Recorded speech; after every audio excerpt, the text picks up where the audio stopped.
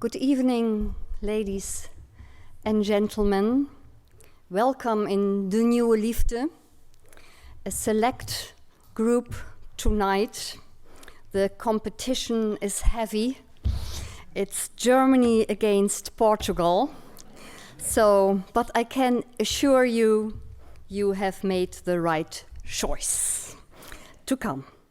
So we want to discuss tonight the burning question, the burning issue of how to deal with religious diversity in Dutch society. And I'm very honored and pleased to welcome one of the leading scholars in the field of sociology of religion, publishing and speaking widely on subjects concerning religious pluralism, processes of globalization, and the secular. Last Friday, he received an honorary doctorate at the University of Groningen because of his significant contribution to the field of these contemporary issues in religion. Congratulations and a very warm welcome to Professor Dr. José Casanova. And before I will give the floor to him, I would like to say a few more words about our honored guest. José Casanova was born in Spain and studied philosophy at the University of Zaragoza. He received his MA in theology at the University of Innsbruck, Austria, and studied sociology in New York, where he was appointed professor of sociology at the New School for Social Research. Currently, he is a professor of sociology of religion at Georgetown University in Washington, D.C., and a senior fellow of Georgetown's Berkeley Center for Religion, Peace, and World Affairs, where he heads the program on globalization, religion, and the secular.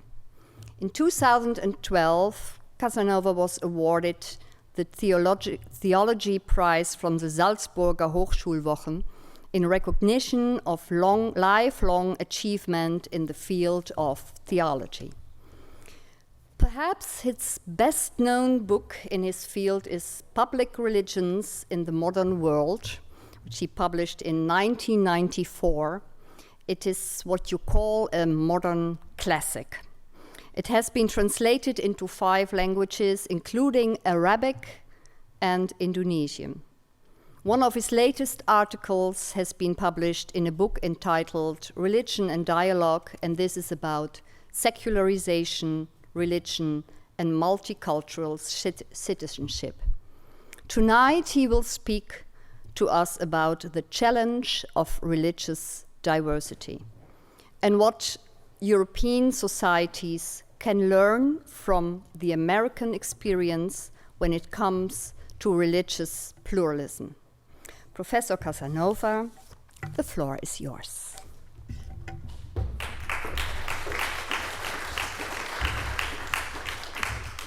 Well, thank you very much for the kind introduction. It's a great pleasure to be here. This is a wonderful space for performance, all kinds of performances, right? Sacred performances, theatrical performances, and academic performances. I'm no expert on Dutch society, and therefore I don't think that I can really teach you lessons about how to do it, let's say. But I'm going to try to reflect on this topic, the challenge of religious diversity, lessons from the American experience, and I'm going to proceed in 4 steps. First, very briefly, on what do we mean by the challenge of religious diversity. Religious diversity can be a positive fact that we accept, encourage further, or a challenge, a problem that we somehow had to manage. So these are 2 different attitudes toward religious diversity itself. The second is I'm going to look at the European model, which has been one of uniformity, homogeneity, that was not able to deal with religious diversity, and only now in the last 20 years has to come to terms with religious diversity within its midst. compare this with the American experience that from the beginning was defined by religious diversity and the very different kind of then model of religion in society that it developed. And then finally bring some lessons, not about how to become American, because this is not the issue. The lessons are never a model of society being transferred to the other. And the task of social science is not to tell us how to do things, let's say what to do, but only to help us self-reflect. And from our basically present Dutch society, the American experience may serve to reflect upon one's own particular historical development and how it could be different and in which respects. So first, it is religious diversity, challenge, a problem, or opportunity and enrichment. We can talk of diversity precisely as that, as a problem because the model, the norm should be unity, uniformity, or it can be actually something good because diversity may be good in itself. So that de facto plurality, religious plurality is a fact of life almost everywhere before some authority imposes uniformity. Even if we look at our Christian tradition, you have 4 Gospels, not one. And you remember the letters of St. Paul to the different religious communities, telling them how, and realizing how different the different religious communities, early communities were. And uniformity only came, orthodoxy was imposed by the emperor. The emperor, after Constantinian establishment, getting the bishops together and telling them, listen, you have to get your act together, let's build a credo that I can use as the official religion of my empire. So ultimately the Nicene Credo came out of Constantinian bringing all the bishops together and establishing the model of una santa catholica and apostolica ecclesia. Now this became then a very, very difficult task to enforce, and every once in a while you have people that simply will break away from this model, and so they became heretics, they became schismatics, and the whole idea, the whole process of then how to unify, how to eliminate this religious diversity has been one of the tasks of European history, particularly after the Protestant Reformation with the emerging pluralization. Then you have as a reaction the emergence of confessionalization, which was the model of kind of cuius regio eius religium, the notion that the religion of the sovereign should be enforced upon the subjects to create a homogeneous model. And this is basically, I would argue, the model of religious uniformity that was theologically was the norm, the orthodoxy, but also politically was understood as the need for societies to have homogeneity. So out of the religious wars of early modernity, and I'm now expanding on the European model, what you have is really a process of confessionalization. Confessionalization of the state. Every state in early modern Europe becomes a confessional state, and every society becomes homogeneously religious. Let's see, you have homogeneous Protestant societies in the north, homogeneous Catholic societies in the south, and 3 biconfessional societies in between, Holland, the Netherlands, Germany, or the German Reich, and Switzerland, that itself had to develop its own internal models of territorialization, confessional territorialization, the pillars in Holland, the Länder in Germany, the cantons in Switzerland. So even there, they could not completely eliminate pluralism, but created also forms of confessionalization within each of these societies. Plural confessionalization, but nonetheless confessionalization. And this was the model. And the model, which I would argue, coming from Spain, begins in 1492 with the expulsion of Jews and Muslims from Spain. Medieval Spain had both Christian kingdoms and Muslim kingdoms in which Christian, Jews, and Muslims could live together in diversity. It's called convivencia. We may have now a romantic idea of this convivencia, but it was a fact that for several centuries they could live together. But then comes a model of creating a Catholic state by the Catholic kings, and then all the subjects have to become Catholic, and the non-Catholics have to leave. And this process of ethno-religious cleansing really becomes repeated again and again throughout European state formation. You could not have homogeneous Lutheran Scandinavian societies without ethno-religious cleansing, getting rid of all the Catholics that were before, right? So, and so on and so on. So each of these processes is really accompanied by ethno-religious cleansing or enforcement of homogeneity from above. The exception is the Polish-Lithuanian Commonwealth, the only European modern state which is plural religious, because it has an elite that is Protestant Prussian, Catholic Polish, and Orthodox Cossack Ukrainian. And because the elites are plurally religious, they can also let the Jews come there from all over Europe, and the Moravian Brethren, and the Unitarians, and the Muslims from Crimea. So it's the only part of Europe which simply accepts and recognizes religious pluralism. But this only lasted for a while. In the New World, it was the ethnic religious minorities, the ethno-religious minorities, had to really leave to outside of Europe. And the interesting thing about the European developments is that when sovereignty, which is cuius regio eius religio, when the sovereignty changes from the sovereign, from the royal sovereign, to the national or the popular sovereign, we the people, basically there is no growth of religious pluralism. So you have a transference of the homogeneous national religious church to the homogeneous secular nation. So you have secularization in Europe is primarily a process of deconfessionalization of the state, deconfessionalization of the nation, and deconfessionalization of individuals, but without the growth of religious pluralism, at least for a long, long time. I still remember I used to work as a student in Der Pfalz in the 60s, and I was living in a very small village. It was called Heinfeld on the Weinstrasse. And there was a Catholic village. Everybody was Catholic. Only a Protestant man from the next village had married a Catholic woman. And the next village, where this man came from, everybody was a Protestant, and only a Catholic woman had married a Protestant man. This was 1969, 1970, and obviously this had been going on for 400 years. This territorial confessional separation of these two small villages. You know, of course, the very model of the pillar, even in Holland, and even I assume that within the toleration of the Dutch Republic, it was much more tolerant of private religiosity, but it was one that had to be somehow hidden in private places, could not be open to the public. Obviously, it's a complex history, and you know it better than I do. But the idea that somehow to become modern was to leave the church, but not to be open to other forms of being religious, to other religiosities.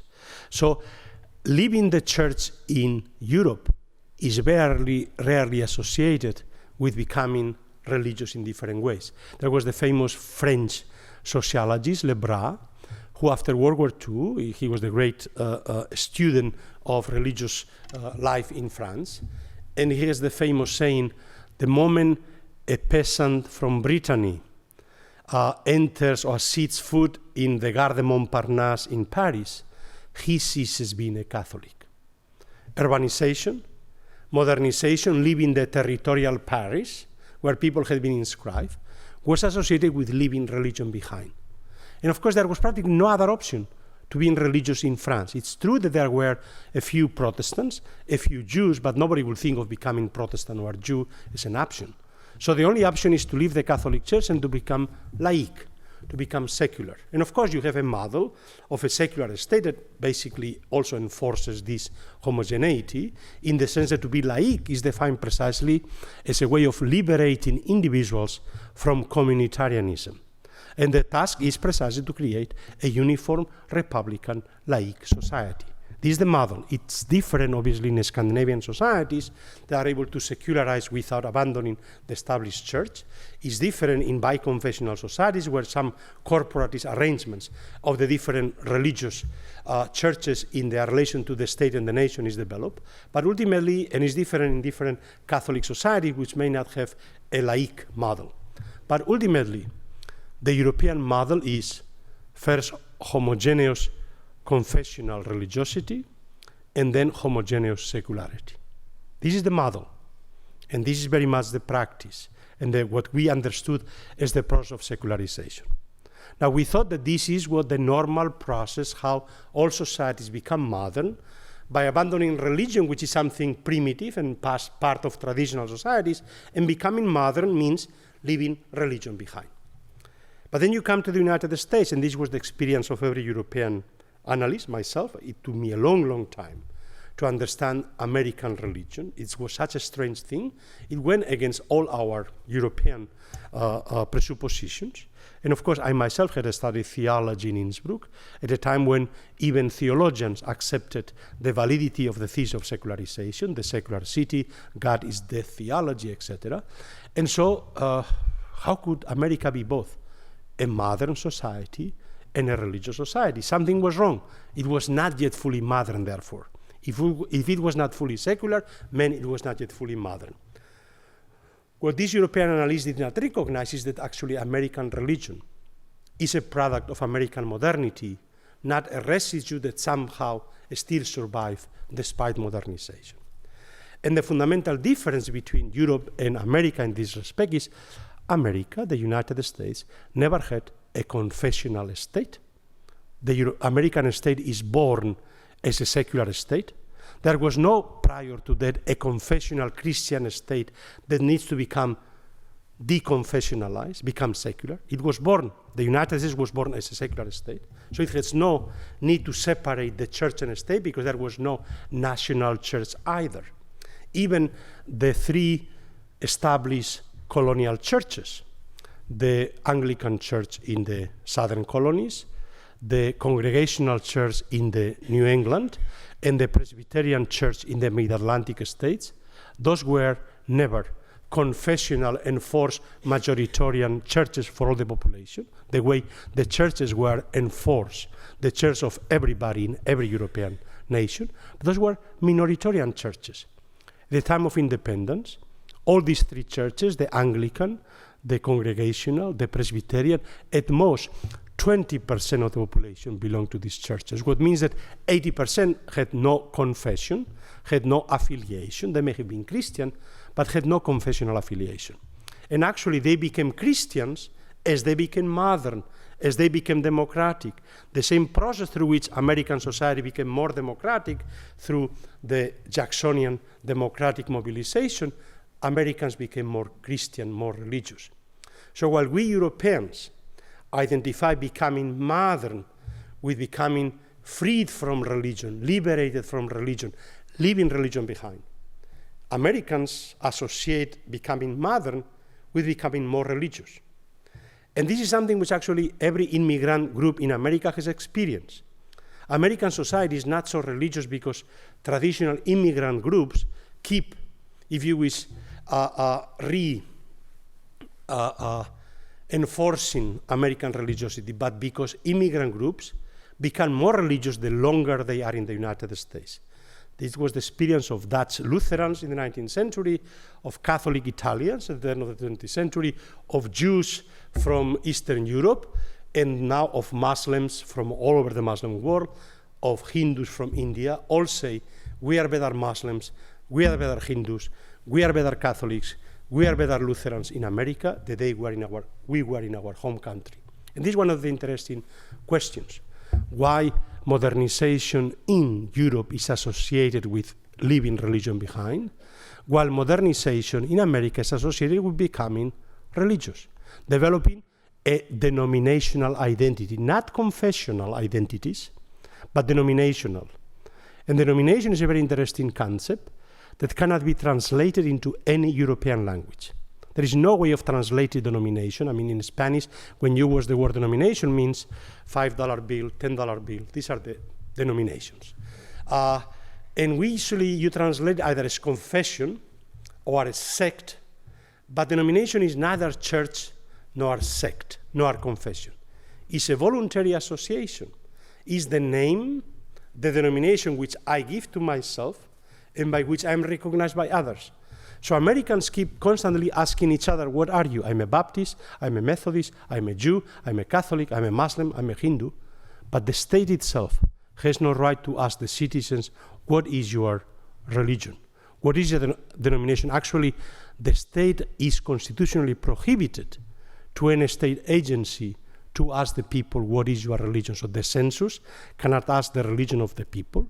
The Internal Revenues, the Immigration Naturalization Service cannot ask the immigrants what is your religion. So we know where the people come from the Soviet Union, from the Russian Empire. But we know how many of them were Jews. There are no Jews coming to the United States. There are only people from Poland, But how many Jews came? We have no data because they could not be asked. And the same thing happens with Muslims today. How many of the people from Egypt are Muslims? How many are Christian? Or how many of the people from India are Hindus? How many are Muslims? How many are Christians? We don't know. And so we don't have even clear official figures. And yet, this denominationalism is a system of mutual recognition, of voluntary associations from civil society without the state recognition. You don't need a state permit to open up a church. Anybody can establish a religion today anywhere in the United States. And you can, of course, you have a permit, you need a building permit for any building, but you need no permit to transform, let's say, a theater or a bar into a church or into a mosque. You don't need to go to the authorities, may I transform this bar into a mosque? No. You don't need to ask anybody to open up a mosque in the United States. Everybody has the right. So it is this, in the United States, the dual clause of the First Amendment, no establishment of religion, which means no confessional religion. The state has no right to establish any religion and to, if you wish, protect the majority against minority or privilege one religion over another. And the prohibition of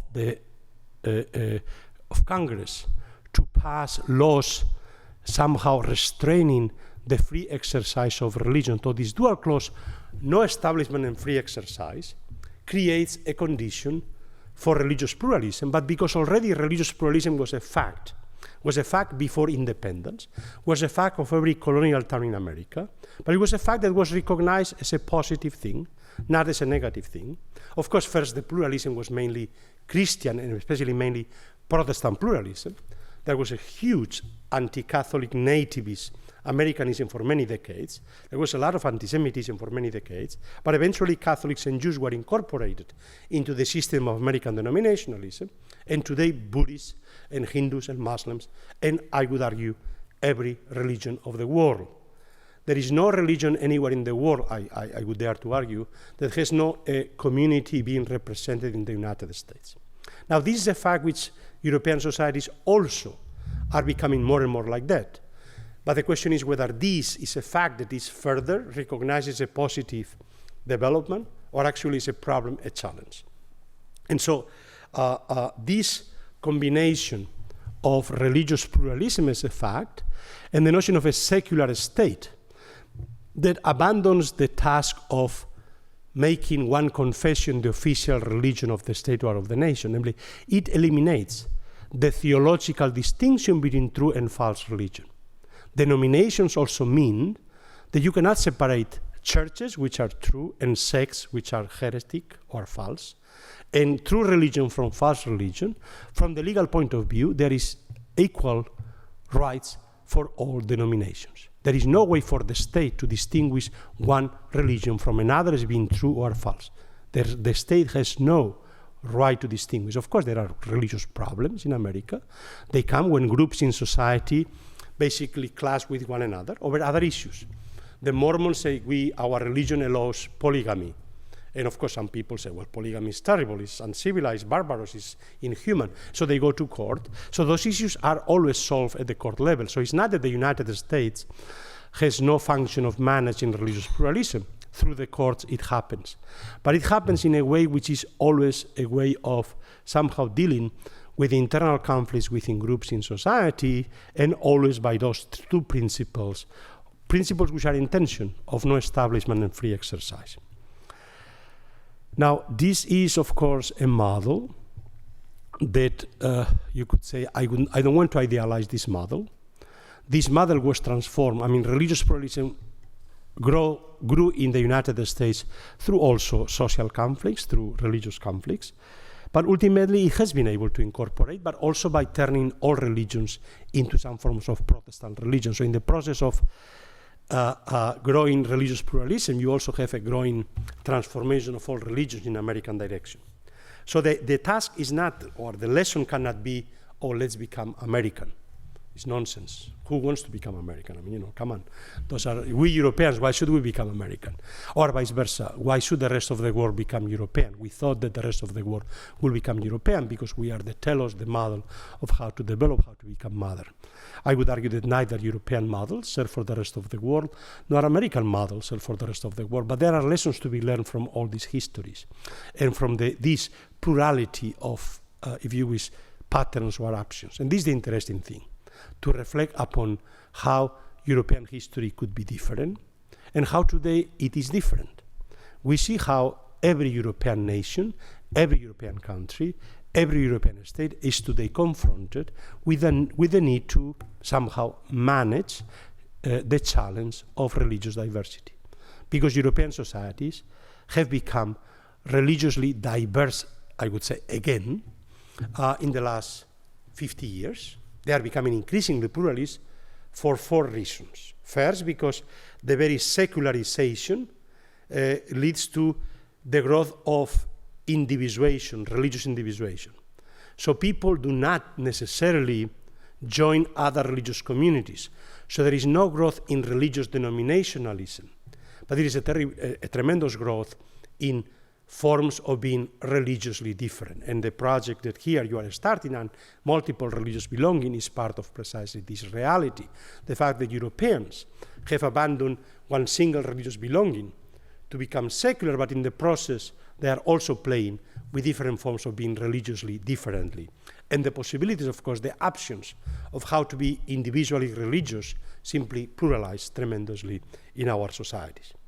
Second, of course, immigration. We all know that the real elephant in the room when we talk of religious diversity is Islam, and how to challenge or how to deal with the challenge of Islam, because it is Islam, the religion that has become the real problem for our both secular and Christian societies. And every state in Europe has to learn how to become secular. We thought that we had secular states. But now we realize that our states, all of them are either still too confessional Christian, and therefore they need to be deconfessionalized, they need to become post-Christian and not privilege a Christian majority, or they are too secularist anti-religious, and they have therefore a bias against religious citizens, and particularly in this respect against Muslim forms of being religious. So every European society has to really transform its form of secular state and has to learn how to deal with religious pluralism. And again, they are dealing it differently because the third source of religious pluralization is the process of European Union itself. The European Union is now bringing together first 6, then 12, then let's say 20 nations. Each of them has very different patterns of church-state relations. And so the European Constitution has a clause that says, let each nation and state deal with its church, with religion. This is a particular national problem, and Brussels has no business in dealing with the relation between religion and church and state. Those are national issues. Brussels has no competence in it. It's a form of declaring Brussels a neutral secular state and let at the local level these issues be defined. But then you have also a second clause, which argues the Court of Human Rights in Strasbourg has to deal with conflicts between groups, between religious majorities, religious minorities, problems of freedom of conscience, freedom of religion, free exercise of religion.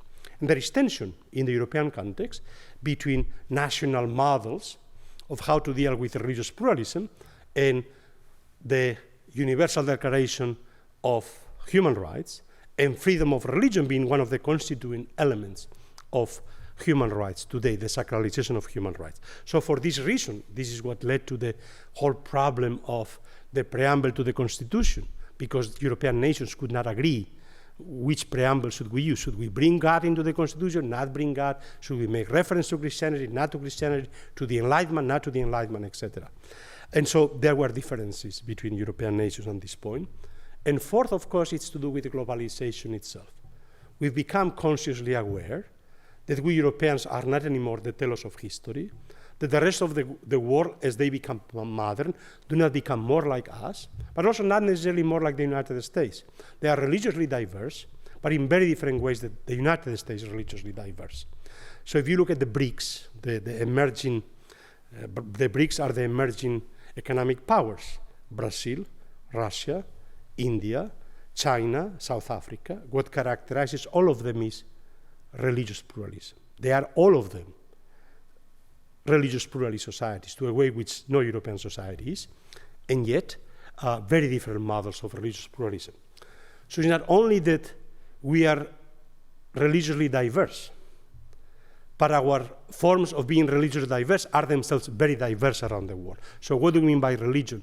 How our forms of diversity are very diverse from India to the United States. This is what makes the global challenge so interesting. And of course, we must move from a situation in which we could imagine having one single cosmopolitan model of either secularity or a global religion for the whole world, recognizing the fact that we will never become homogeneous at the global level. And insofar as through global migration, each society is being affected by globalization, then of course, each society is becoming also more internally diverse as it becomes more part of these global encounters. So what is to be done? Well, it is not my task to tell you that's how you are going to deal with religious pluralism.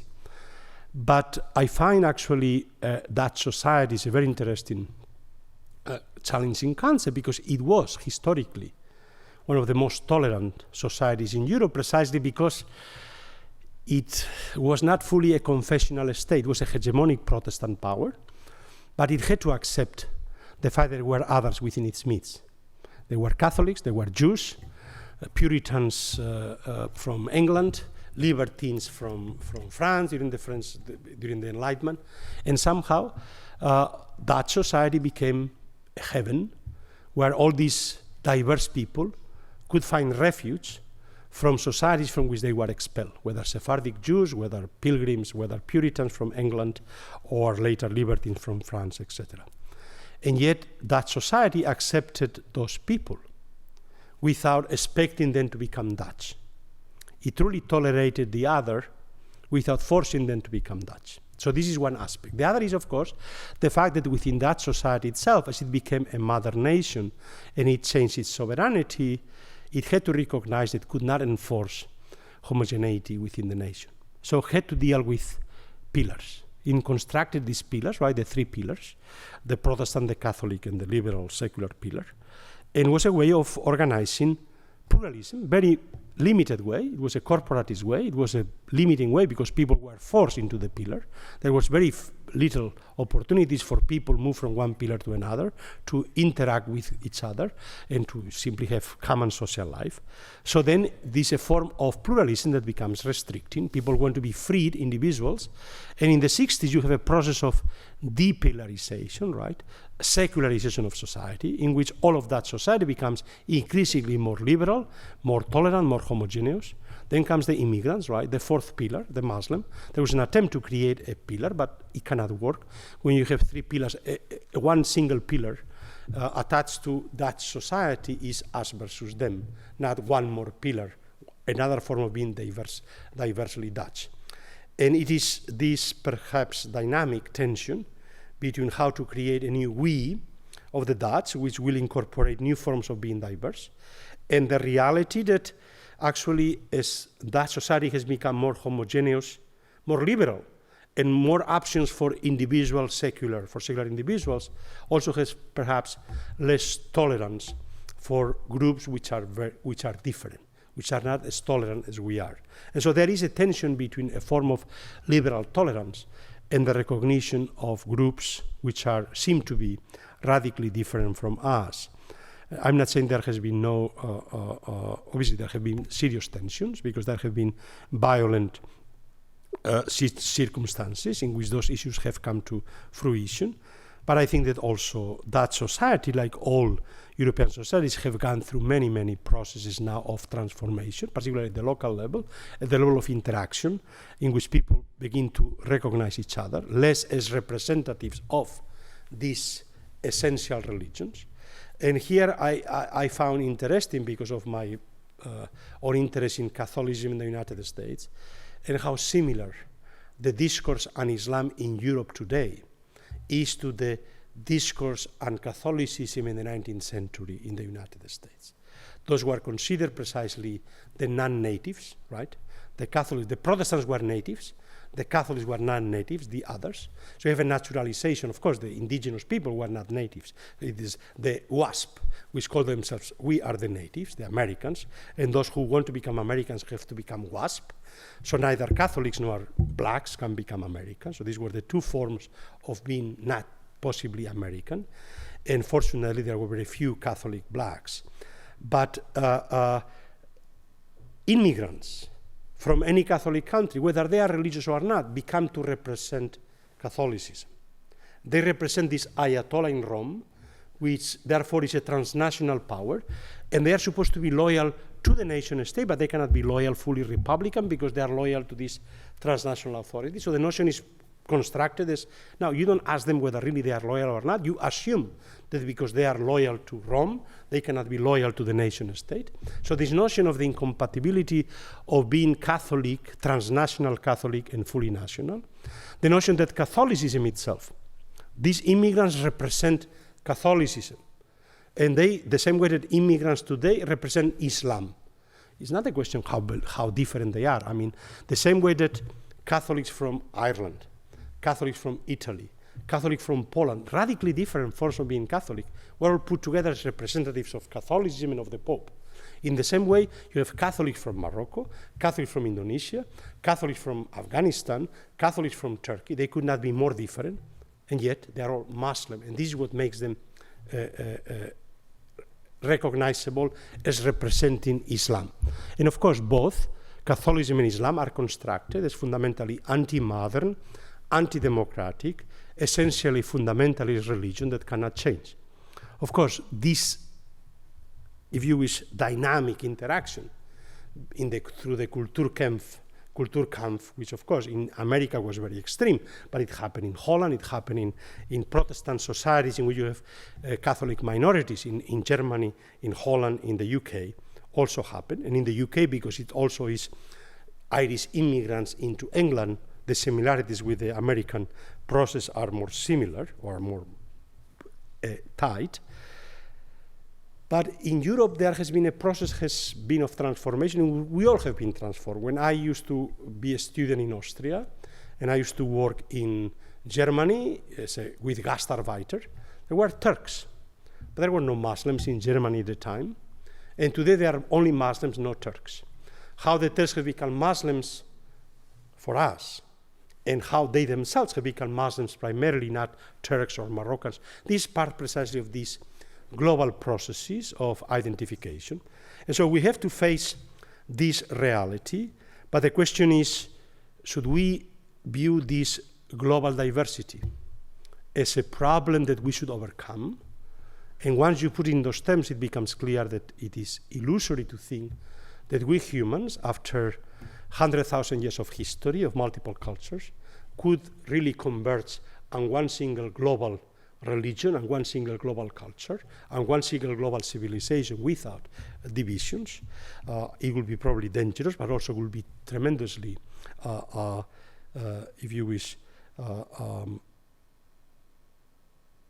poverty. I mean, it will bring more poor forms of being human rather than the very complex and diversity of cultural and civilizations from which we all can benefit.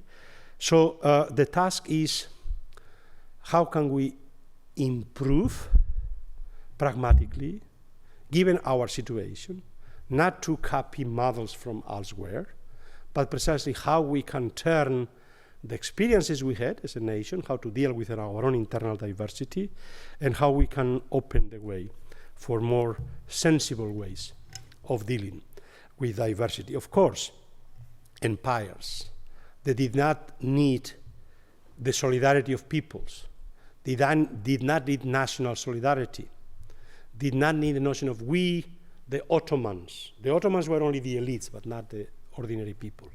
Or we, the Habsburgs. The Habsburgs were the elites, but not the ordinary people. So these empires, all of them could deal with diversity in way in which societies have dealt for centuries and for millennia.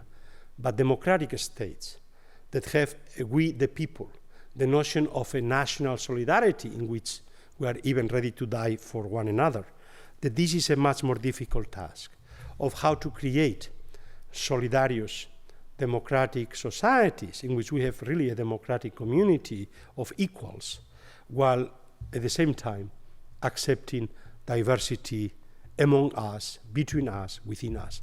How can be both we, the people, and very diverse at the same time? This is a very difficult task, and Americans found a way by developing a model of civil religion and then denominationalism. France has developed its own way. Dutch will have to find its own way. And so I think that this is a pragmatic task that we have ahead of us, and the problem will not be solved by itself, and diversity will only become larger and more complex.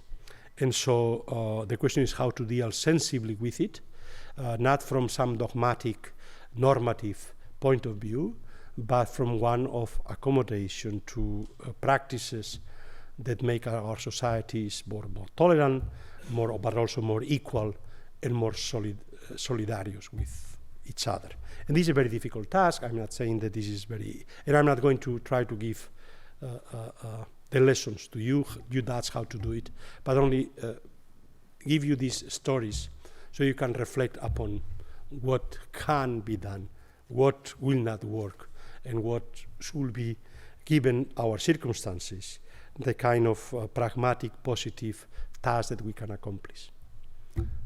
Thank you very much for your attention.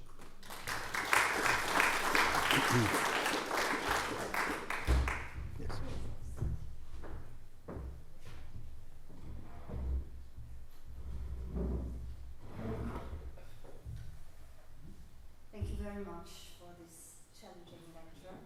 I'm, of course, very much disappointed because I hoped that you will give the answer to my question of how to deal with religious diversity. And perhaps we have to ask if this question you ask also back to the public, from how do you think how we have to deal with religious diversity? Because I think this is really at this moment in history of the Netherlands really one of the burning questions of how can we deal with it and how can we find solutions. So I don't have the answer to. Perhaps it would be good to ask the public, what do you think we have to do? Who would like to give an answer to that from a Dutch point of view? I don't know enough about the Dutch position, so please do help me try to understand what the real issues are and how to deal with it. Okay. Halfway question and halfway an answer. I listened very carefully when you talked about creating the fourth pillar, so letting Islam become a fourth pillar. And while you were telling that, I was thinking, well, maybe we didn't depillarize at all, but we only migrated from the religious pillar to the secular pillar.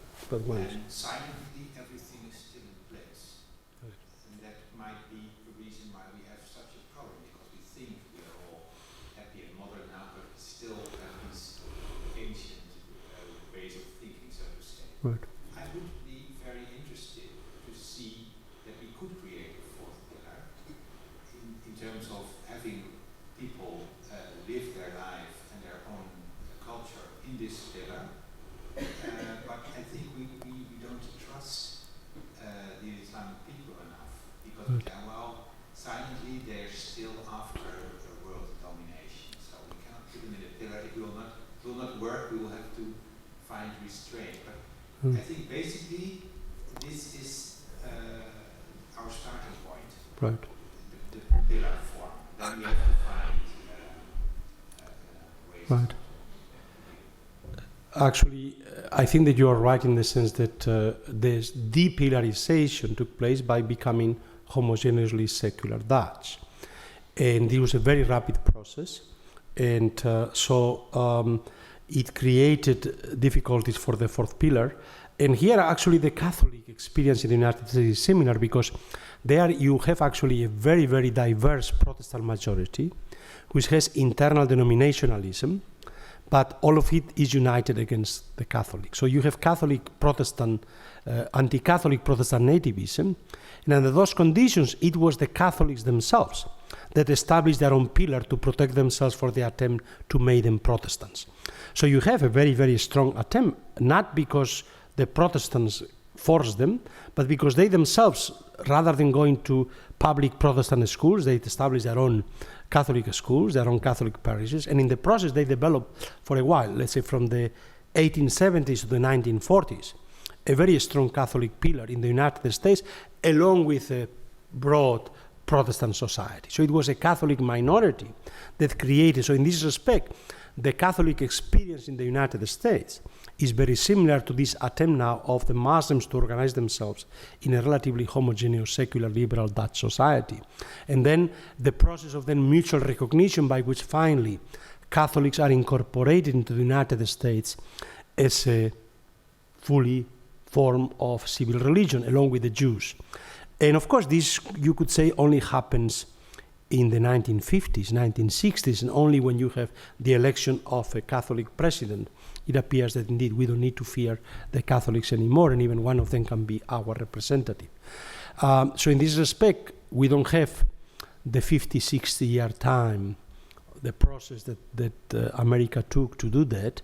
And of course, the problem today that the Dutch cannot do it alone for that society because we are involved in a process which is global, which many different dynamic processes are interconnected.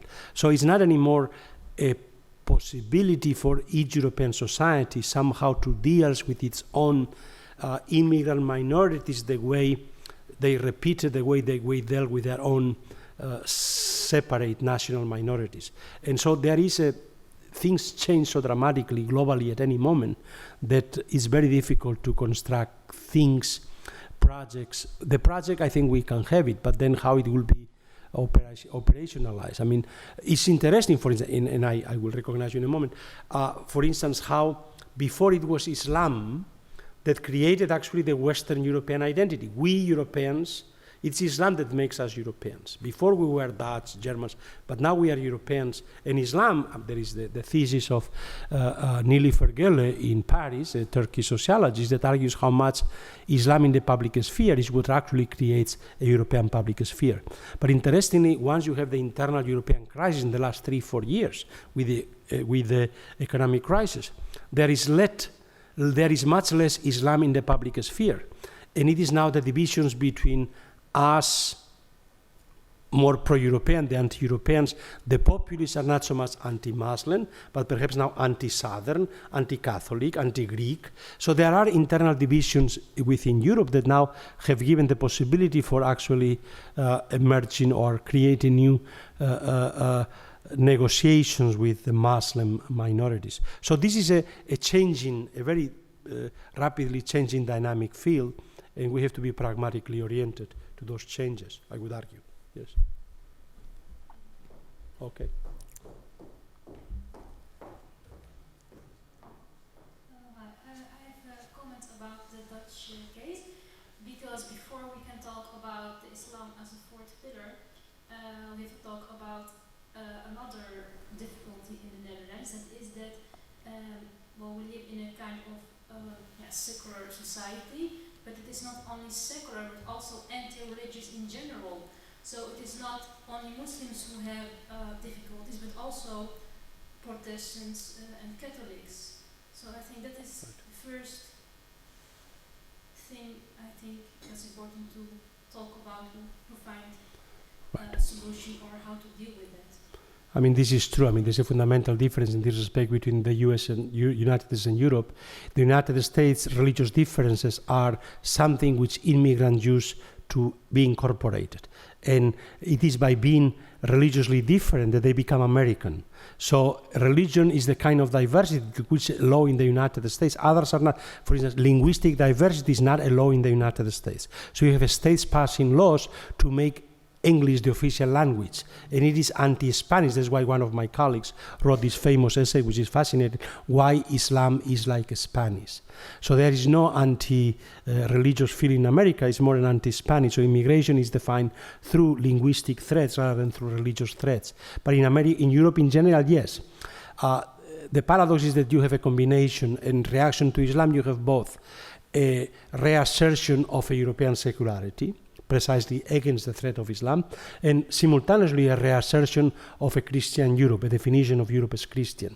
And those two dynamics are interconnected in European process in very, very complex ways. But in general, yes, this is a characteristic of European societies that vis-a-vis Islam assert an anti-religious secularity.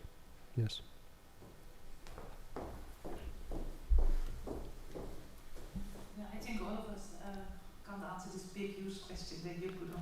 So we're going, I think, to unravel the question in order to understand, first of all, who we are and what we are, the position we are in.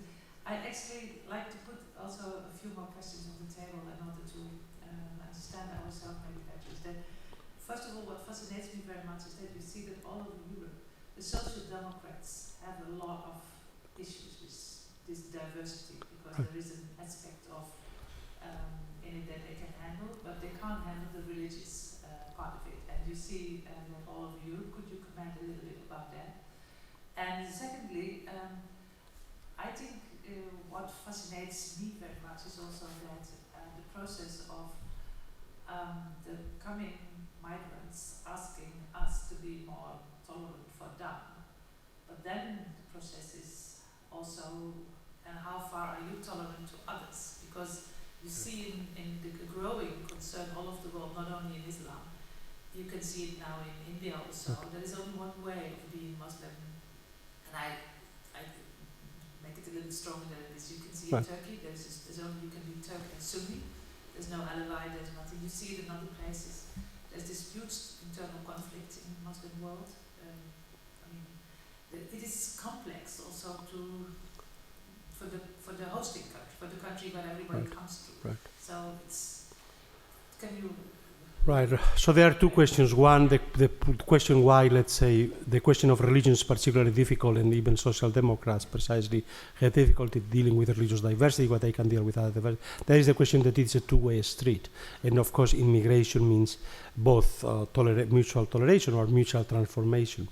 The first question is a very interesting one, because I come from Spain, and so in Spain, of course, we had also the kind of moment in which the Socialist Party, in opposition to the Conservative Party that was using anti-immigrant platform, also almost had the temptation of developing anti-immigrant platform. But then they decided no, we don't do it for three reasons. And the first reason was, what do you mean they should become like us? Like us, like you? Never. I mean, because Spaniards are fighting with one another, and social democrats are fighting with conservative Spaniards. They don't want the immigrants to become like the conservative Spaniards, but like them. And so we have not yet decided how we should be.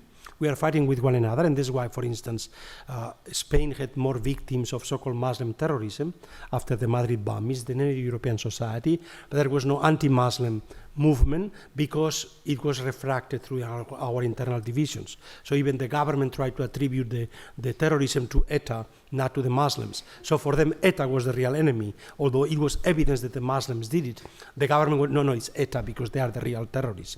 So this is, and feminists, not only social democrats, feminists in Europe usually are relatively anti-Muslim, perhaps for understandable reasons. But in Spain, they rather, because they're still fighting with the Catholic Church, they rather side with the Muslims with the Catholic Church against Islam. So these dynamics of us versus them is really, and then so the question is when why is it possible to bring together against Islam for very different reasons. Why the right, the nativist right, xenophobic right is anti-Muslim, why the Christian Democrats are anti-Muslim, why the socialists are anti-Muslim, why the liberal seculars are anti-Muslim, why the feminists are anti-Muslim. They are for very different reasons, but what unites them is anti-Islam. And so the question is, when are these dynamics there? Now the next question, of course, is yes, it's true, it has to be a two-way street. But actually, I think that it is the minorities which do much more in becoming adapted. You may not recognize how Dutch the minorities become, but they do. They are so radically changed by immigration. No minority can really maintain its identity without being transformed. So minorities, by definition, are always much more transformed than majority. And it is, I think, the majority, the secular majority, that should have somehow the opportunity of going out of this way to help this transformation, and it does not happen. European majorities have not been very helpful in doing that. The same way that American Protestant majorities were not in helping the Jews and Catholics, even when they became so American. So it takes a while to understand how American, how Dutch they have become. Now, at the global level, you are right. There is a very strong, if you wish, fight for the souls and minds of Islam across the globe. And there are very strong tendencies of homogenization which go in a fundamentalist direction. You mentioned Turkey, and it is true. Turkey, Erdogan, that first was a way of pluralizing what was an Ataturk secularist model. Then he himself has developed a model of a kind of a Sunni majority. But the fact is that even there you see Fethullah Gulen developing an alternative model of Islam against Erdogan. So it's not so clear that somehow there is really a Sunni majority, and it's not clear that the Alawis are certainly the Alawis today compared with 20 years ago are much more better represented, and so goes with the Kurds within Turkey. So there are attempts at creating a new Turkish majority through the populists, the new Ataturk, Erdogan being the new Ataturk, the new father of the Turks, that wants to build the nation in his image. But it's not happening, and it's not successful. And the same goes about the world. There are many, many projects of very radical forms of Islam, but we don't realize how many other plural movements within Islam are there, from Tablighi Jamaat to the very, very majoritarian civil society organizations in Indonesia, which do not want state Islam. So I wouldn't by any means, or even in India, of course, as a reaction to Hindu majoritarian secularism, you have even feminist Muslims basically protecting the Muslim minority. So the question is, you have to understand both, or there are different dynamics in places in which Islam itself is embattled and in conflict with others. Obviously, there are problems in Egypt. We say, Egypt, you see, the moment the Muslim brothers come to power, democracy becomes impossible. And so we need to bring back the army to create democracy. Well, this is something which the Peronists in Argentina tried for a very long time. And then the Democrats tried against the Peronists. I'm not sure that here the issue is religion. It's really the issue of models of majoritarian democracy against any form of pluralism. So the problem with Erdogan is not that he is a fundamentalist Muslim, but he's a majoritarian constitutional democracy. The problem with the Muslim brothers is they are so fundamentalist, but they want to have a majority. The interesting thing is why in Tunisia, the Muslim brothers, led by precisely Ghanouchi, have realized that although they were a majority, they won the elections, and they could have really written themselves the new Tunisian constitution, they decided to be a self-limited majority, to invite the secularists and the feminists, let's write a constitution together, and it worked. Tunisia now has a relatively rather positive constitution that nobody likes. The Muslim brothers do not like it completely. The feminist thing is too Muslim. The Muslim thing is not Muslim enough, but somehow they all can live because all of them, it was the result of a compromise. So under which conditions then this type of compromise is possible? It has been possible in Indonesia. It is true that there are very strong majoritarian movements for a kind of definition of Indonesia as Muslim, but because Indonesian Islam is still so pluralistically organized. They have competing Muslim organizations. They cannot agree on creating a state Islam that will enforce Islam for all of us. They want to maintain their own independence, autonomy vis-a-vis the state. The same goes in Senegal, where you have the very internal pluralism of Muslim groups that do not want to have a state Islam imposing a form of being Muslim upon the entire society.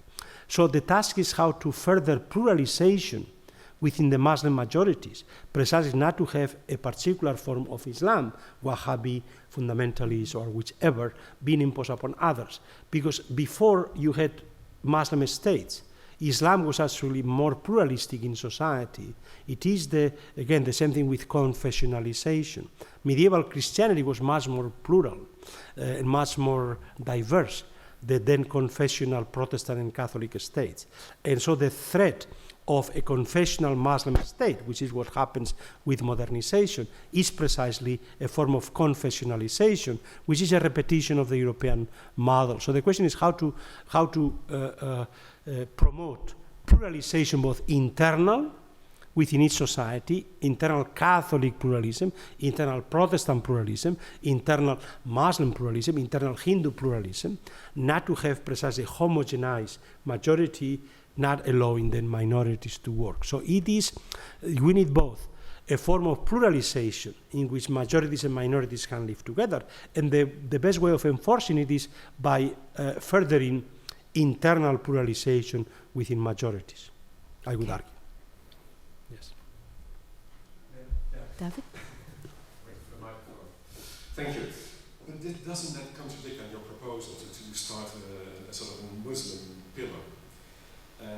Doesn't the very idea of creating, I think wouldn't work in creating a Muslim fourth pillar, but the whole idea of a pillar only works if there's a homogenic community.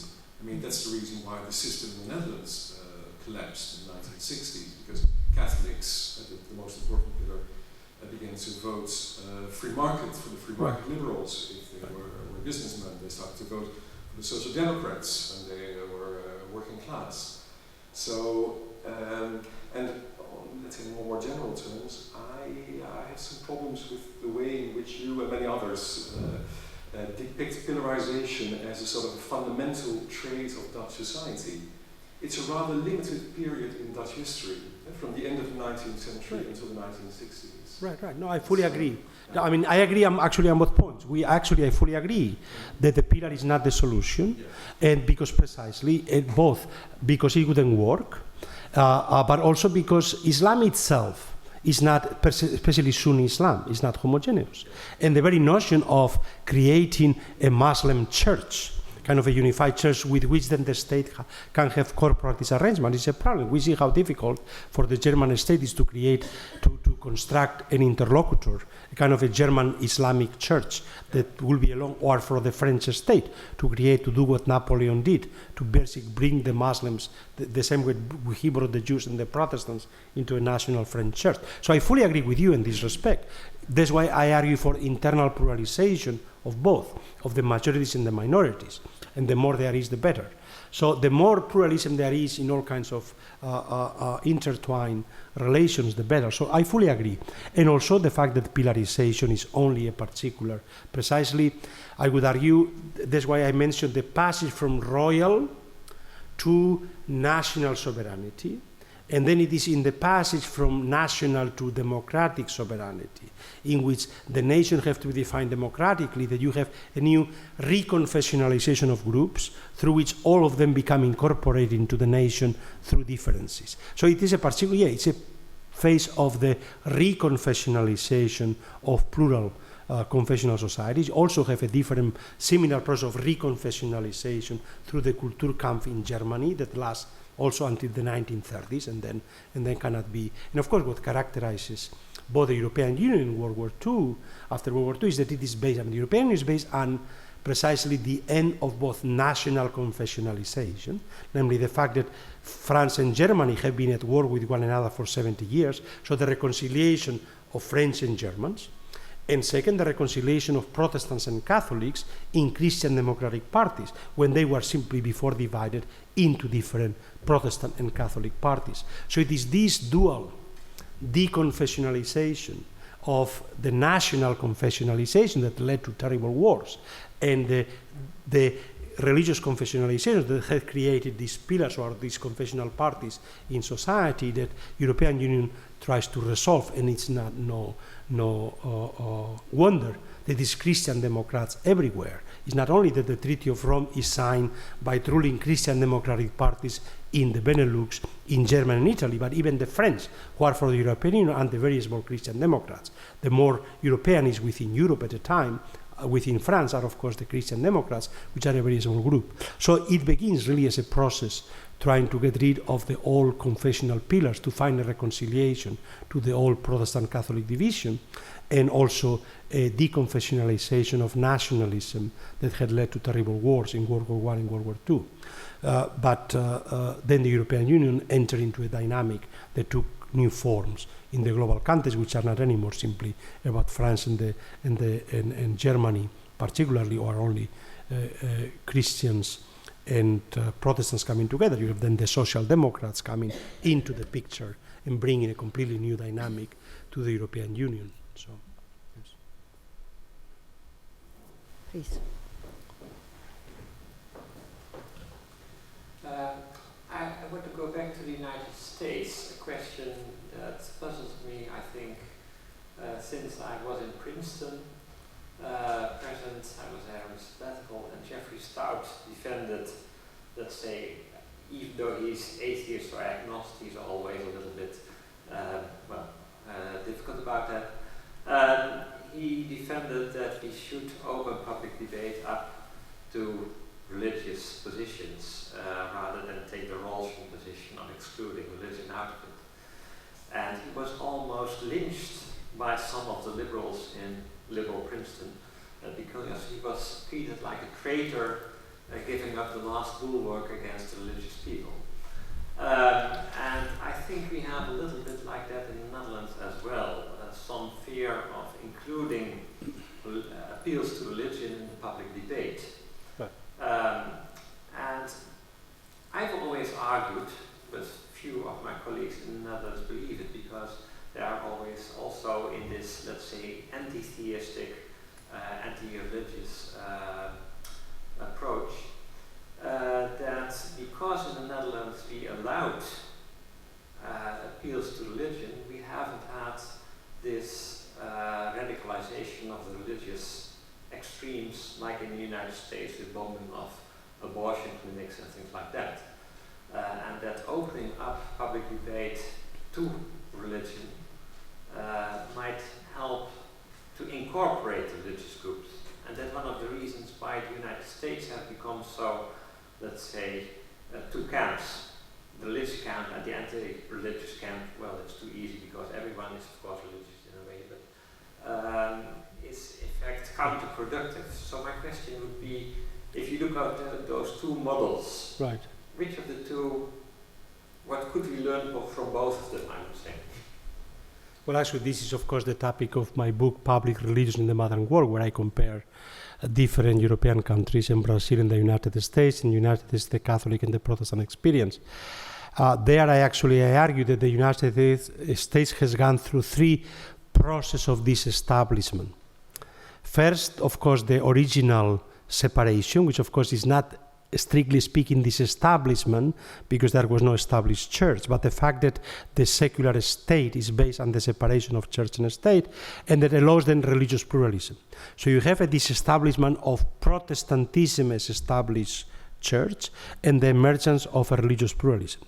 But as a reaction to that, you have evangelical mobilization, the Second Great Awakening, in which the evangelical Protestantism becomes the civil religion of American society. And this is the kind of society that Tocqueville experiences when he visits in the 1830s, and where he sees voluntary evangelical associations everywhere as the core of American democracy. It was a very Protestant mobilizing democracy that then leads precisely to the kind of anti-Catholic nativism.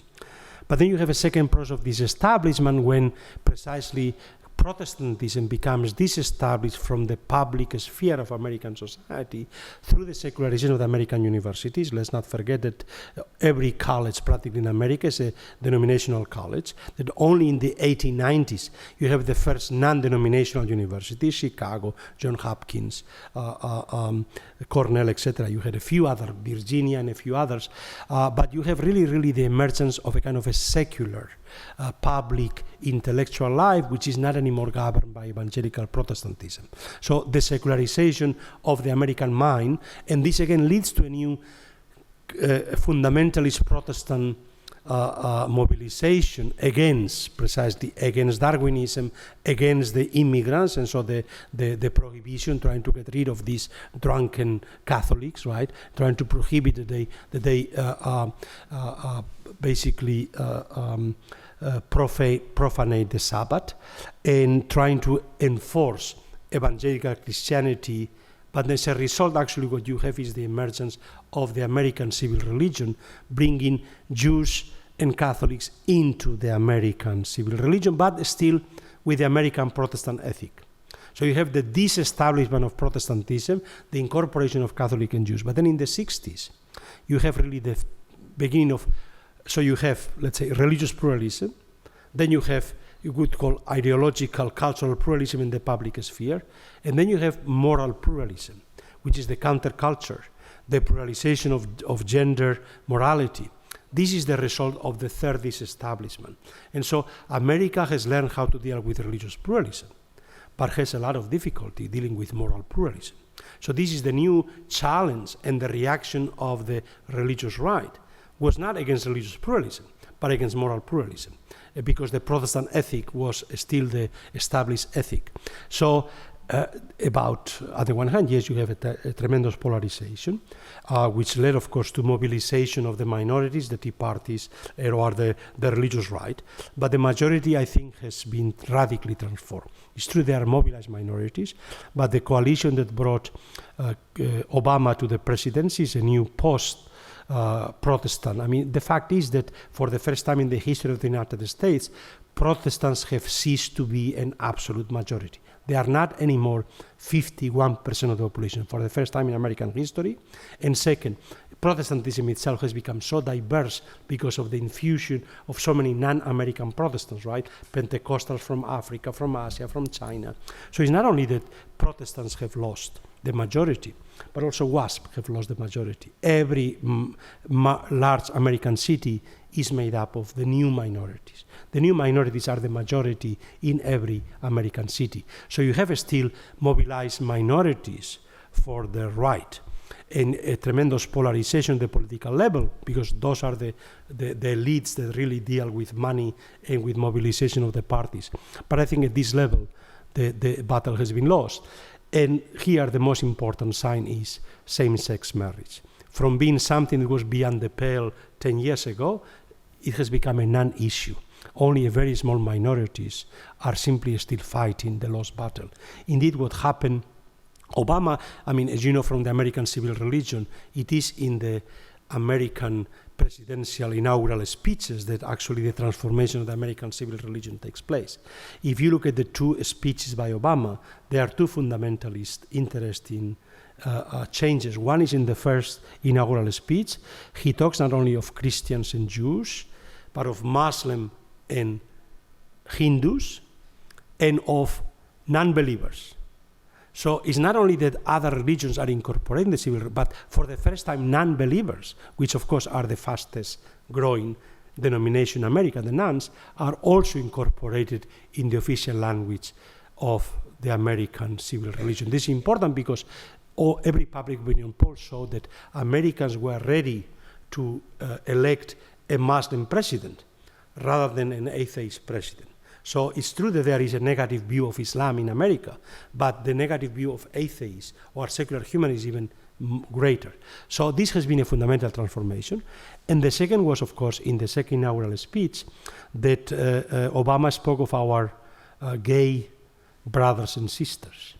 I mean, not simply, but brothers and sisters means incorporating them into the national community. And the fact that the public opinion today has changed dramatically. there is going to be mobilization still of these polarized minorities. And of course, it's true that insofar as the religious right made of religion a political issue, you have many more young Americans that turn away from religion. So this very polarization has led to a growing group of young people that say spiritual, not religious, or are non-affiliated because they view religion through the prism of the political polarization of the last 20, 30 years. So this had probably dramatic consequences for the future of religious pluralism in America. It's going to become much more pluralistic, not only internally religiously, but much more pluralistic, incorporating other forms of being American, which is not only being religious. Yes. Are there more questions? Yeah, please. At one point in your speech, I had the impression that your vision is we just have to sit it out. Don't be afraid. You mentioned Moroccans coming here, and don't underestimate how much they are already assimilated into being Dutch. And that made me very glad in a way, because it's taking away a bit of the feeling of fear, which I think permeates the discussion too much. So please elaborate on that and give me more reassuring messages or examples from the United States where they were very afraid that the Catholics would take over, and that at the end of the day it turned out quite well. This was very interesting precisely at the time of the Spanish-American War, when the Americans were really ready to take over half of Mexico. I mean, 1/3 of the United States really became American through the Spanish-American War. The Mexican-American War of the 1840s. At the time, the headlines of American newspapers were Pope's armies being basically in the northern Canadian border and the Mexican border threatening the American Republic. So this notion that actually the very moment when the American Republic is ready to take over half of Mexico, to argue of Pope's armies threatening the American Republic, it shows to a certain extent sometimes the way in which we majorities overestimate or become afraid of minorities that really we should not be afraid. And then we can turn into demographic projections of how 50 years from now the majority of Europeans, Muslims are going to be the majority. So we can't play on these fears. For reasons that have to do with my autobiographical development, I'm an optimist. I was born in a very, very close totalitarian, Catholic, hegemonic Spain, and I was lucky to be freed from it and study theology, German theology in Austria, and then go to America, marry a Ukrainian, being exposed to our global. So I'm basically view is an optimist at the way in which we are dealing with those issues, but not only because I am perhaps by nature optimist, but also because I do believe that our theories are always have the characteristic of self-fulfilling prophecies. And precisely because I rather be, if you wish, proven wrong by reality than proven right by my pessimism. So if it is true that our theories are self-fulfilling prophecies, there is a chance that by being in optimism, I may actually help the future to become more like I would like, while if I already give up and I express the fear as what I fear as the future, then it may become a reality. And precisely because I am convinced that our social scientific theories are not so much really natural theories about natural laws, but really ways in which we express our understanding of processes. And then, so I'm not a very convinced scientific social scientist or scholar. I'm rather a hermeneutic, open to very different dynamics. So yes, I think that those are pragmatic issues. And perhaps because my argument is if Catholicism could be transformed, if the Catholic Church could change then any religion can change. So it comes from an understanding, having experienced the radical transformation of Catholicism and realizing how dramatically is Islam being transformed. But of course the difference is Catholicism was transformed in one homogeneous direction from above by a hierarchic Vatican Council that the bishops defined the new Catholic reality, authority, and all in one single generation, the Catholic world was transformed radically by this new authoritative definition. Then you have different popes trying to change, but it became very difficult. And now you have a new pope challenging the previous pope. So it's a complicated story. But nonetheless, there is a moment of a hierarchic definition of matters. In Islam, there is no hierarchy, there is no pope, certainly not in Sunni Islam. So you have a republican form of religion, very much like American Protestantism, that goes in all kinds of different directions. So you have from the most evangelical, fundamentalist form of Protestantism to the most liberal, elite, mainline Protestantism. And this is what, precisely because perhaps I was lucky also to experience my first encounter with Islam was when Sisters in Islam from Malaysia, a feminist Muslim organization, invited me to come to Kuala Lumpur. And so it's very hard for me to accept the notion that there is only one Islam when my first encounter was through feminist Muslims or Muslim feminists. So I've been fortunate to encounter so many different forms of tolerant, positive Islams, which I rather like, that therefore I'm not convinced when everybody says this is what Islam is. I see other forms of Islam, very active and very real as possibilities. So this is my positive optimism comes from these very different sources. Yeah, please. This would be a very good end of this evening, but there is still a very, very burning question, I think. Is there? Okay, the last one, please. Maybe you should introduce yourself. Yeah. We met in Antwerp last year, and we came to... We did, so I feel like that we have to meet each other in the bar maybe and introduce ourselves to each other. I'm also very positive, and I'm also very lucky. I have this great mother-in-law who was also a Muslim that teach me very interesting things, very human. But I want to play a little bit the role of the bad advocate. David Sutherland, yeah, sure. Because we're thinking a little bit, I think, into more, how do we say that, dogmatic ways about pillars, also in a way. I mean, we're not looking for a pillar in the old way. Right. What we see, for example, in Holland now, in the last election, the local elections in Amsterdam have been very well documented. It's the only city that people looked for the exit polls and they understood what the non-Western migrants voted for. And we can see a very atypical pattern, and that is that they didn't vote for Dutch candidates, but they voted in a high majority for their own ethical candidates. And that shows an interpretation is very much that they became very Dutch, they organized themselves, they organized their own parties, they pillarized in other ways. They used that system to pillarize in other ways. And I'm always looking for so welcome to politics. Yes. That's what everybody does, right? Yeah, exactly. But it means that in a way they are changing and they're using the possibilities, but then in other way we still have, we can see that it is in a good way, they emancipate. But we can also see it in a way that they don't feel that the others are not taking care of our needs and our things. So, and that is interesting. But this is the repetition of the immigrant Catholic experience in America. They could have no representation at the national level, but at the local level of municipal politics, very soon the Catholics control local politics. So you have the Catholic mayor and the Catholic bishop running Boston, running New York, running Philadelphia, because they were immigrant cities.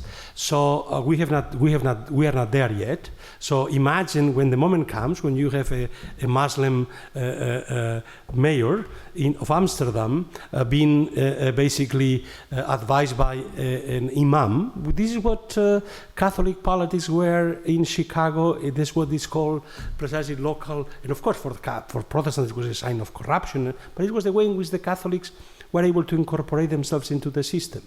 I mean, later they themselves became a minority. Later they went into the suburbs, and you have new immigrants replacing them.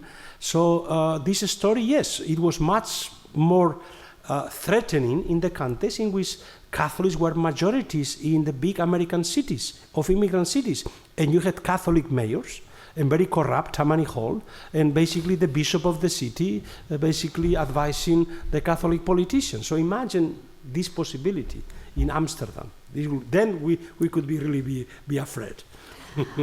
Yes, I don't know if this will give us hope, but thank you for the hope before, and that there will be a change to change our perception perhaps of religious diversity. And so we are very thankful that you were here, and if you want we can have a drink at the bar. And so let's stop here and have a good way home. Thank you.